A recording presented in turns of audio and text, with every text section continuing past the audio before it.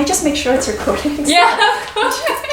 Hey everyone! Today I have with me a really special guest. I'm so excited. I have Liah Yoo. Hi everyone, my name is Liah. I'm Renee's friend and we're filming finally together. I gotta tell you, happening. I'm impressed that this is happening because it's not like we haven't tried to film before. We've actually gotten together, had everything set up, and ended up just chatting for 5 hours, which is very easy to do with this one. So the fact that we are even here at this point. So I have Liah with me for a good reason today, because today we are going to talk all about skincare in your 20s. I know a lot of you have been asking me about that. A lot of you have been having questions about when is a good time to start with the anti-aging skincare routine, or just even what are great ingredients to look out for when you are in your 20s. Liah is still in her 20s. Thankfully. Well, I'm no longer in my 20s. All right, so in our 20s, our skin basically takes 2 weeks to regenerate itself. When you sort of hit your 30s and your mid-30s, Delays. It's like a month, and you really feel it actually. All of a sudden you're like, wait a minute, why do I have all these rough patches on my face? Yeah. So the other thing we have to note though, and this is something my dermatologist told me and just stuck in my head, it's actually a little horrifying, and that is, starting from our mid-20s, the dermis of our skin starts losing its collagen at a rate of 1% per year. That's so sad.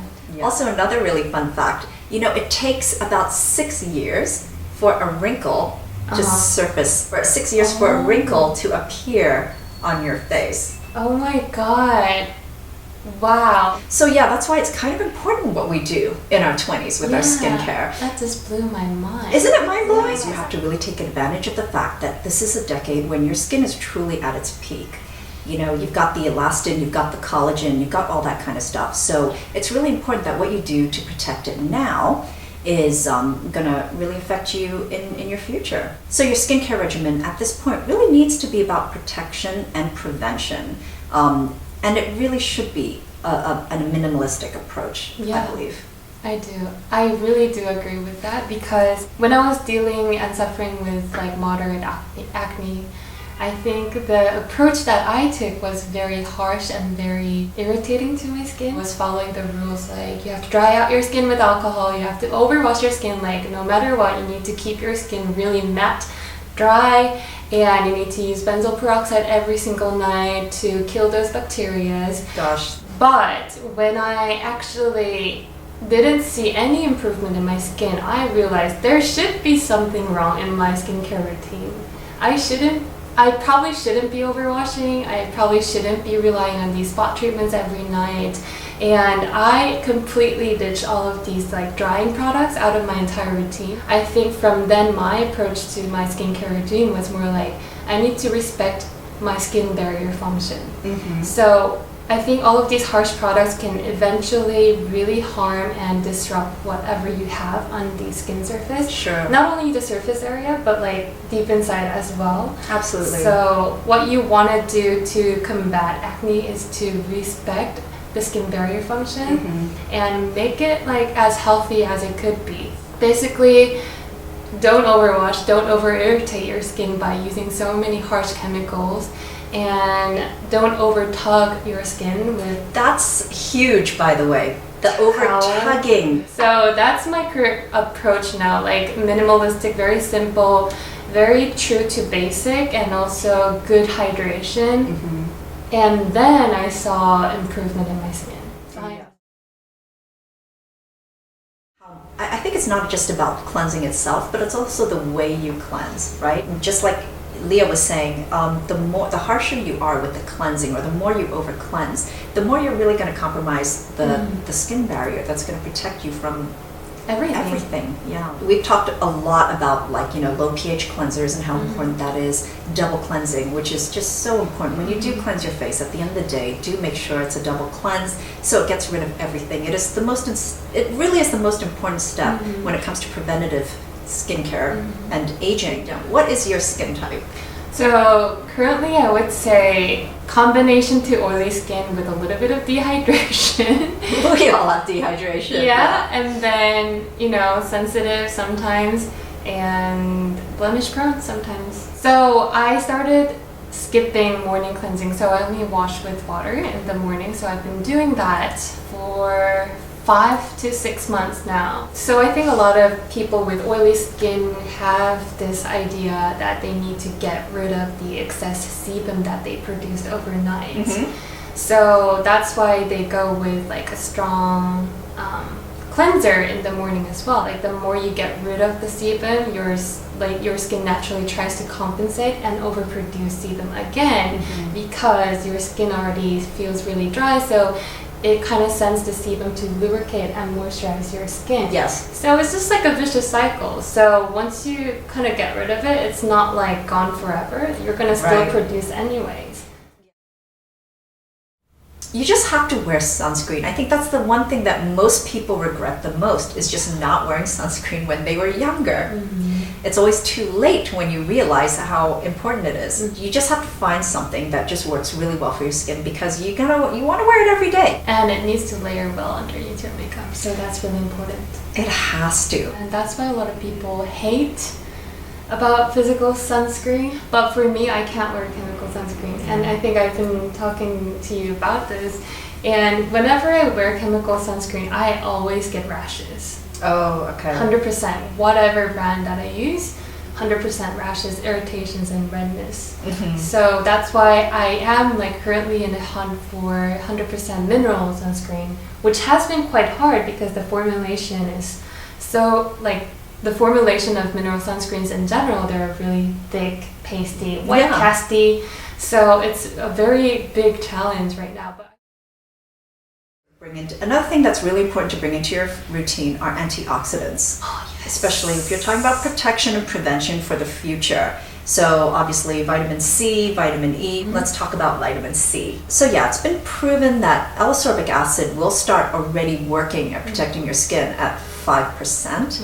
I don't think that it's necessary to go beyond 15, to be honest. If you're just starting. At this stage. You know, it might, in fact, if you're just starting, it might be better to start off with the derivatives or start off with a lower percentage and then eventually work your way up. I love L-ascorbic acid, but I think due to its like stability issue, you have to use it up like as soon as possible, and then if you go through that purging stage, I think I'm kind of like a little bit intimidated, so I normally go for other You go for the other derivatives. Yeah, other derivatives. So sodium ascorbyl phosphate, magnesium ascorbyl phosphate, and then there's so many derivatives. So ones that you can't pronounce, right? I mean, just don't want to. AAP, aminopropyl. I think vitamin E is really important too, especially to acne-prone skin. So I've been doing a lot of researches about acne-prone skin, and vitamin E is something that a lot of acne-prone skin lacks in.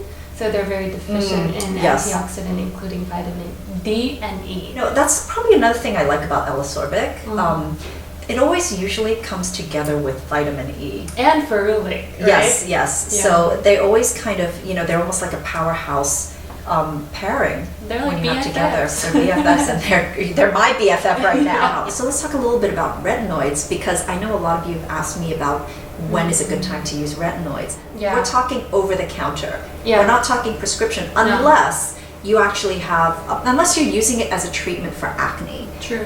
Which it helps tremendously. These are things that are really geared towards cell turnover, collagen generation, all that kind of stuff, which you already have a lot of. Which is well functioning. I'm not using any kinds of vitamin A derivatives, so retin A, retinol, retinoic, and I don't plan to use it until I need it. So that's basically my theory with retinoids. Especially when you're talking about prescription strength, your skin is going through a lot. It's not just like a pleasant, you apply it and then the next day you wake up with baby soft skin. It's like months of painful peeling and sensitivity. But I think the main issue here is, when your skin is already turning over, when you're using products like retinoids, then it can actually cause over exfoliation. It can actually make your skin more vulnerable. It can thin your skin out. It really can weaken your skin, I think. Yeah. Exfoliation as in chemical or physical? Both? Well, I don't do physical. Yeah. I don't do physical at all too. Yeah, I mean, I think when you grew up with sensitive skin, it just never felt right. Well, I was vigorously using physical scrubs, and I don't know why, because it doesn't really, refine or resurface your skin. It kind of gratifies you in a way that you are, getting rid of those nasty stuff on your skin. But I think in your 20s especially, because your skin is regenerating at the optimum rate, you really don't want to thin out your skin. You don't want to exfoliate more than you need to. It is still necessary, but I would say you only really need to exfoliate maybe once a week. Yeah, I think once a week is a good place to start. Even once every 2 weeks, but yeah. It depends on the strength that you're using, especially if you're using something above, if we're talking about AHA, if you're using 5%, I think that's a good enough strength to probably start with, because it is effective from 5%. The reason why I started chemical exfoliation is that I had hyperpigmentation, because I had these acne marks that I wanted to fade, and it helped tremendously. I still use 5%, but I never go beyond. I mean, I sometimes use 10% lactic acid peel from Kat Berkey. That's an amazing resurfacing mask, but I would do that probably once out of 2 weeks. Yeah. But I would regularly use 5% AHA. Yeah. I actually don't even use glycolic that much. Yeah. I like the much sort of weaker and gentler AHAs. They still do the peeling and the resurfacing, but it's just less sensitivity for me. Yeah. BHA, I think BHA is amazing to oily skin types and those guys who have blackheads or any pore issues, any acne prone skins would love and would benefit from BHA. Yeah. But I mean, if you don't see any kinds of concerns regarding blackheads, acne, you don't really need BHA too. Well, it kind of makes me wonder who doesn't have blackheads. I mean, yours is not really prominent at all. Another one is, and this is for rosacea and also for acne, is azelaic acid. That's another one. That's another one that's fabulous to use in your 20s, especially if you have those concerns. And if you don't, just don't use it. Yeah, exactly. That's our philosophy, I think. If you have no acne at all, you don't need it. Just moisturize your face and you're good to go. Seriously, rinse your. Sort of hydration is more important in your 20s, right? You don't need the really heavy congested creams and moisturizers. So hydrating toner, hydrating serum. So all of the base works are more important than the moisturizers. If you have a good base, you really don't need a rich, thick moisturizer. Yeah. Even though you do have the dry skin, if you 7 skin method is a good way to do a good base work, basically. Yeah, exactly. You don't really need that much afterwards. Yeah, so it's basically all about, what foundation you're actually building before putting on that occlusive seal. Yeah. So let's talk about oils then. Yeah. I mean, oils have become probably one of the more important steps in my routine now. Yeah. And, a lot of times I actually use it instead of a cream, and it's fine, it's perfect. It is. So what are your favorites? What are your favorite oils to use right now? So I was never interested in oil because I thought, I have oily skin, I have acne prone skin. Who would love to slather on another oil on top of your skin? It's so non-intuitive. And then I was introduced by you, actually, your video. You actually demonstrated by each skin types, which oil suits which skin types. And it kind of opened my eyes into oil. So I did further research myself, and I've seen so many people who started incorporating facial oils, and they've seen massive improvement with acne. For me, I can't basically use avocado oil, coconut oil, because they can be very heavy to oily skin because they're high in oleic acid. Yeah. So normally the oils that I reach for are much lighter in consistency. It's more drier and it's more absorbable, pretty much. Yeah. So my favorite is hemp seed oil at the moment. That's great for oily skin, so balancing it out. Good. And great for acne. Great for acne too. So hemp seed oil, I actually mix it with my hyaluronic acid serum. Oh, nice. So To create an emulsion. yeah, so basically that is my current moisturizer. I don't I really. love it. I sometimes use rosehip oil, but I don't like it as much as my hemp seed oil. Tamanu oil is something that I believe in. I gotta tell you, I love tamanu oil, but it smells so bad. It is Yeah. probably the worst smelling oil I've Really? ever. It's potent stuff. If you do want to add like vitamin A into your routine as an antioxidant, then maybe instead of retinol, go Yeah. the rosehip oil route. Yeah. You know, it's a very well balanced oil. It's not greasy and oily. It's on the drier side. It's very penetratable. Yeah, so that's a good one to use during your 20s as Yeah. well.